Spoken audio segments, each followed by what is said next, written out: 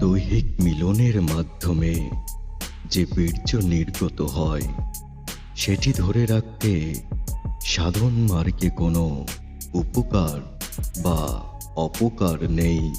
এটা প্রাকৃতিক একটা জিনিস। এটা শরীর থেকে বের হবার জন্যই সৃষ্টি। এটা শরীরের মধ্যে ধরে রেখেও কোনো লাভ নেই। যদিও অনেক আগে থেকে এই বীর্যকে ধরে রাখার কৌতূহলী বচনগুলো আমাদের সমাজে দেখতে পাই, এমনকি বড় বড় দেহতত্ত্ববিদ গুরুজনদের মুখেও এমন মন্তব্য শুনতে পাওয়া যায় এবং হকার টাইপ যৌনবিদ ব্যবসায়ীদের মুখে তো অনেক ভয়ঙ্করভাবে শুনতে পাওয়া যায়।